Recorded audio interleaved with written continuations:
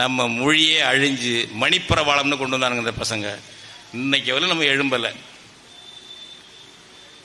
இதை புரிந்து கொண்டு நாம் செய்யணும். பரம்பரைங்கிற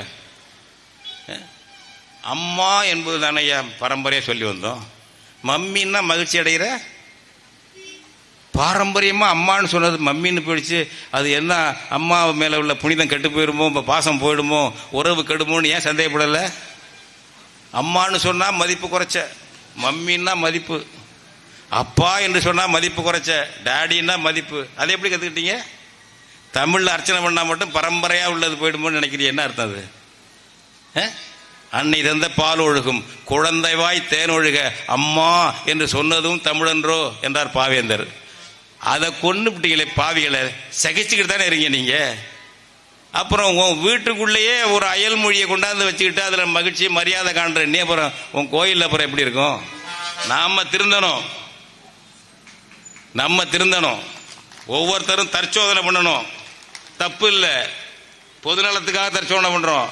நம்ம இனத்துக்காக, நம்ம மொழிக்காக, நம்ம மக்களுக்காக, பொதுநலத்துக்காக தற்சோதனை பண்றோம். நம்ம தவறு பண்ணா திருத்தணும். அம்மாவை அம்மான்னு சொல்லணும், அப்பாவை அப்பான்னு சொல்லணும். பிள்ளைகளுக்கு தமிழ்ல பேர் வைக்கணும். ஒரு தொடக்கப்பள்ளியில் போய் பாருங்க, திருச்செந்தூராக இருக்கட்டும், தஞ்சாவூர், எங்கேயே போய் பிள்ளைகளை கூப்பிடுங்க. பிள்ளைகளுக்கு பேரை கேளுங்க. அதெல்லாம் உத்தரப்பிரதேசத்தில் இருக்கிற மாதிரி பேர் இருக்கா, பீகாரில் இருக்கிற மாதிரி இருக்கா, தமிழ்நாட்டு பேர் இருக்கா? தொடக்கப்பள்ளியில் ஏன் இப்படி பேர் வைக்கிறீங்க? சரி, கோயிலில் தான் மாய்மாலம் பண்ணுறான் பிராமணன், அவன் பல பேர் பண்ணுறாங்க. உன் பிள்ளைக்கு பேர் வைக்கிற உரிமையை கூட நீ இழந்துட்டியா? சட்டம் போட்டுக்கானா? சட்டம் போட்டுக்கானா? தமிழில் பேர் வச்சா இழுக்குன்னு நீ நினைக்கிற, தமிழில் பேர் வச்சா கௌரவ குறைச்ச, மதிப்பு குறைச்சன்னு நினைக்கிற.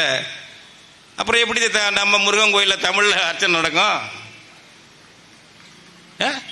தற்சோதனை பண்ணணுங்க. இதெல்லாம் தற்சோதனை பண்ணணும். கேட்டால் சொல்லுவான், பரம்பரையாக அவங்க பண்ணாங்க, நம்ம பண்ண பரம்பரையாக அம்மாவா அம்மாதான் சொன்னோம், மாமாவா மாமானு சொன்னோம். எப்படா அங்குன்னு சொன்னோம்? ஏன்னா இடது பக்கம்னா புரிய மாட்டேங்குது நம்ம பசங்களுக்கு. வண்டியை இடது பக்கம் திருப்பான்னா வலது பக்கம் திருப்பாரு. ஏன் நீங்க தான் சொன்னீங்களா? இப்ப ஏன் இடதுன்னா ரைட் இல்லையான்னு கேட்குறான். விளையாட்டு சொல்லலைங்க, தெரியலைங்க. வண்டி ஓட்டுற தம்பிக்கு தெரியலைங்க.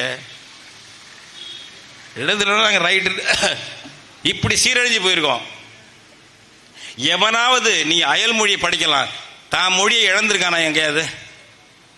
ஈழத்தில் போய் பாருங்க, நிறைய படிச்சிருப்பாங்க, தமிழ்ல தான் பேசுவோம்.